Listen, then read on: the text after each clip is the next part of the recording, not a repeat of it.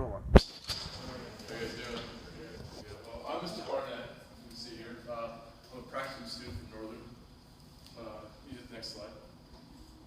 I was born and raised in Billings, Montana. I lived on the west end of Billings, so I went to Billings West. I played football, basketball, and track. I was there. I moved to Havre in 2012 after I graduated. I got a football scholarship, so that's what brought me here. Where I attend now is Northern. I'm studying industrial technology and secondary education, so I can become a shop teacher someday. Hopefully I can do my student teaching this spring, so I can get a job next year. I play defensive end for Northern. This is one of my pictures from years past and this year. My last game's tomorrow, so if you guys want to come out and support the Northern Light football team, that'd be great. Thank you. It's 1 o'clock or noon. I like recreational things. I like going out, hunting, fishing, hiking. There's 2 pictures of my 2 deer I got in college. Here's me fishing with Mr. Kreiner. So me and him are pretty good buds. We play football together. Here's my girlfriend Katie. Me and her are hiking somewhere. And I went to pheasant last fall. Big group of guys, so it was fun. I really enjoy my family and my friends. Here's pictures of my friends that I play football with. This is the group of my friends and me. We went to, that's my whole entire team, but we went to the University of Oregon. When we were going to Southern Oregon a couple years ago, we got a practice in their stadium, so that was really interesting. Here's my parents, Tom and Linda, and my little brother Josh. And here's me on a Monday night football game with the Broncos. So in the summertime, I'm a commercial fisherman in Bristol Bay, Alaska. I started working on this boat, the sockeye, when I was 17 years old, and I worked on that for 3 or 4 years. And then the guy I worked for, he bought this boat, the Double Trouble, and so now I work on that. His brother runs that boat, and his dad owns that boat, and his cousin runs that boat. Bristol Bay is off the peninsula of Alaska, right here. This is where I fish out of Naknek, Alaska. Here's Bone in the Wilderness, Dick Renicky. His cabin is located up in here. So I'm relatively close. I fly by it, because you have to fly through a mountain pass. It's called Lake Clark Pass. That's what it costs to fly through to get to Naknek. So I fly that each summer. Here's an aerial photo of the boat I work on, and one of my crewmates. And here's a king salmon I caught a couple years ago. Here on the left, it's a couple thousand pounds of fish. We had 10-foot seas, and I got blasted by a wave there. And then the picture on the right, we caught 15,000 pounds of fish that day. So, boat on the left is caught on fire. That's not my boat. I wasn't on that. I just thought I could take a picture of a boat on fire.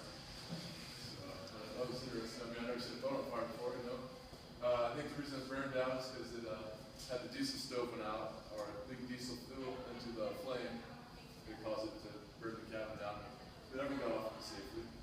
The picture on the right is my skipper. We ran into a rock, and the prop got all messed up, so we had to change the prop. And what happened is we were out in the middle of the ocean, and we got up close enough to the beach as we could. We dropped the anchor, and we waited until the tide came on, and we would dry, and we changed the prop. And we had about 2 hours before the tide came back in. We just barely got it on before the tide came back in. The boats are 32 feet long. That's the standard size. Can't be any bigger than that. The bow of the boats where our living quarters is. So you put 4 guys in right here. The engine's right here. Deck, that's everything. The boat's about, the deck width of the boat's about 10 to 14 feet. Varies on the boats. And they're about 10 to 15 feet tall. Types of boats, there's wood, there's glass, and there's aluminum boats. There's not very many wood boats anymore because they tend to sink. Wood. Fiberglass is the cheapest ones. You see quite a few of them, but aluminum are probably the best boats, but they are quite expensive. You got props, you got jets, that's what runs the boats. Jets burn a lot more diesel fuel than the props do, so those tend to cost a little bit more than the props boat does. The framing of the boat is this would engine frame on. And the bottom of the boats usually have the bilge. And the reason you use treated wood is because it doesn't really rot. And it's oil and water resistant. Fiberglass covers the treated wood. And usually what the hull of the boat is made out of. As you can see here, this is all fiberglass right here underneath. Fiberglass is great because it's cheap. It's cheap, it's easy to fix. There's a lot of benefits to fiberglass. This is the inside of the boat. This is the living quarters. Once again, it's not, 4 guys is pretty tight. You can stay in there, and the boat is small. This is that stove I was talking about that probably burned down that other boat. So, what I'm talking about today that's related to the woodworking is the cabinetry on the boat. So we have to be able to pack one month's worth of food because we don't go back to shore to get food. We have to pack all of our gear, all of our spare parts, all of the electronics like the GPS, sonar, walkie-talkies, or two-way radios, like all the personal ones. So we have to have storage for all of it for 1 month. So we have to have lots. Cabinets got to be designed. They're going to be designed differently. If you have a flat wall here, that's not going to wait as long. You have couriers and boats that built different, so you have to build cabinetry different. Cabinetry is the same though. You get the door, it opens, it's just, but keep it shut. You got to have like maintenance on it, or latches, hinges, all sorts of things to keep the door from opening. All our stuff's going on all the time. The drawers on the boat are a little different than a standard drawer. The drawer at your home will just slide out and you pull it out. But on a boat, you got to pick it up. It's got this little dado in it, so it holds it. So you got to pick it up and pull it out. So that's how drawers work on a fishing boat. The tabletops and the countertops are usually made of hardboard or plywood, and they're usually covered with the laminate or the formica. As you guys know that stuff.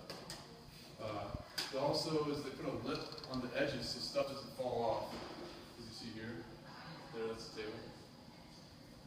Pretty good. This is some of the hardware uses. There's some hinges and locks, a footstep, another hinge, or latch. And then there's a picture of us leaving. There's about 500 boats out there. So, anybody any questions? 500 boats. Sometimes 700 boats. We fish on a little line. We set on top of each other, all our nets. But I think next we're going to go back there and bring up our see how the cove out of your bottoms of your memory boxes. I don't need to work, so I'll just demonstrate that real quick.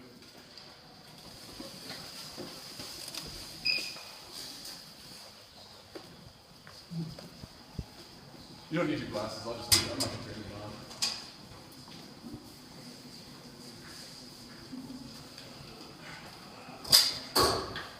So we got to cove out the bottom of your memory boxes. So you got to set this fins at 15/16 of an inch.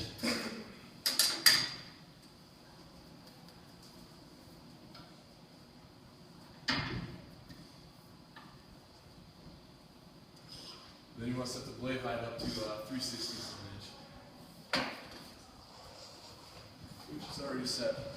So what you want to do is you just want to run your memory box through it, each side. As soon as you do that one time, then you're going to move it over 3/4 of an inch.